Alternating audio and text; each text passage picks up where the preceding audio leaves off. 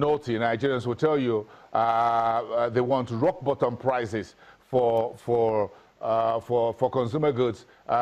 Inside, as we all spent a couple of hours in that traffic snarl this morning, some folks were offering coffee, hot coffee, at some prices in styrofoam. I didn't consume that. I wouldn't tell you why, but again, a few folks were purchasing it. So which means that everywhere Nigerians want to make money, people who are willing to pay for consumer goods in whatever form, wherever they can find it.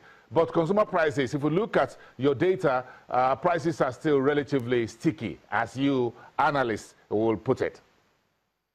Yes, indeed, the prices still remain sticky downwards. I think manufacturers are reluctant to pass on the benefits of improved forex availability to consumers, but prices are still declining at a gradual, slow pace, and that should continue in the remaining months of the year. For example, now the price of yam has declined significantly. Price of garri, price of tomatoes have declined significantly, and those are staple foods. So that will be music to the ears of most consumers. I'm looking at the price of a loaf of bread at 100 naira. I'm always greedy when it comes to figures. I'm always very greedy. So, that's unrealistic.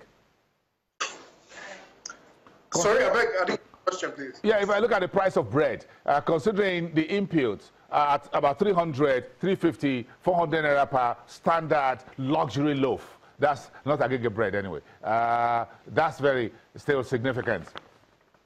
Yes, indeed, the price of bread, that is one commodity that doesn't want to, that still remains high because of prices of inputs. For example, flour. Flour is still, although there's intense competition between millers, but that hasn't resulted in a drastic reduction in the price of flour. And also, the price of sugar too is also sticky downwards. So you can say that is why a loaf of bread is still very high compared to previous years.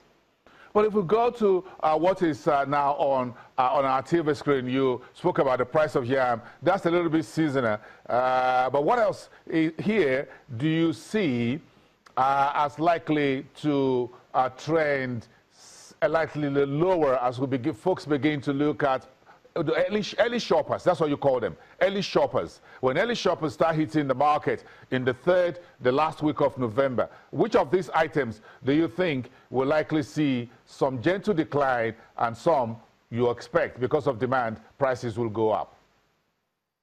Well, we believe the prices of most we're approaching the festive period, and because of that, we should see a boost in aggregate demand for goods and services. So the prices of most products that are demanded heavily in the festive period, for example, like cassava, rice, palm oil, beans, those prices should increase a bit. But however, because we're in the harvest season, the impact of declining domestic food prices should limit heightened inflationary pressures from boosting aggregate demand. So in November, we should expect some prices to remain slightly flat. Then in December, that's when we should see prices go up again. We are making good progress as far as some agri products concerned, like rice. I'm going to keep throwing this at you. You guys at FDC, each time I grab hold of any one of you here on the program, if I'm seeing that single-digit bag of rice, 50 kg this year-end, as promised by the Agri Minister, 9,000 naira per bag. I'm ready to buy a number of bags with my November salary. Yeah, there's still about 40 days to go, so we'll have to look out for what the government wants to do. Right, 6,000 for the end of the year, but still. Right now, as of today. Yeah, please go ahead. My apologies. As of today, the price of a 50 kg bag of rice is still 15,000 naira. So there's still a long way to go, but we have to wait and see. From 15 to 9,000, that's still about 6,000. Well, it's a miracle do happen, but they do happen.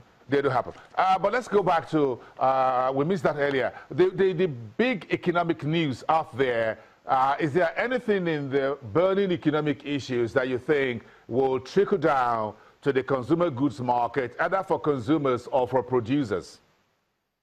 Let's bring that up. Well, there's a lot of good news today. We have seen the price, for example, the average power on the national grid has been constantly above 4,000 megawatts in November. That is as a result of improved gas supply to the generating companies, and also the price in the last 1 hour, we have seen the price of oil rise again. That, although from Monday to Wednesday, the price of oil was declining consistently, and that raised concerns that it might actually drop below $60 per barrel. But in the last 1 hour, I've seen the price of oil increase back to $62, $60.50. So that should allay those concerns. Don't talk about lower oil prices. Don't break hearts in Abuja, please. But the good news is that we have improved gas supply. Diesel prices flat at 200 naira. Those are good news. Inflation slight, may force accommodative stance. If we put all of this together, do you think consumer goods producers look at that news from between Dangote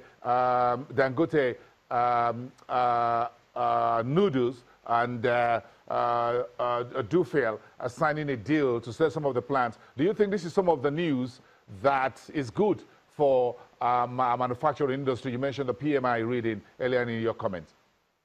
Yes, indeed. I think it's all good news, which and that should translate into lower consumer prices. For example, now this Dangote is selling its noodles plant and also some inventories to the United Foods. That is good news. The United already has about 70% of the market share. So with that acquisition of Dangote noodles, that should create some economies of scale for the United, and that should hopefully translate into lower, more affordable prices for the consumers. The United is the brand maker of the popular Indomie noodles, so maybe in the next few months we should see lower prices for Indomie noodles and other noodle brands. I'm going to check it out some of these days. Adimo Kwesa, thank you very much for being part of the program today. Let's come back to you after the break. We have a bit more to discuss still within that 1 hour of your business morning.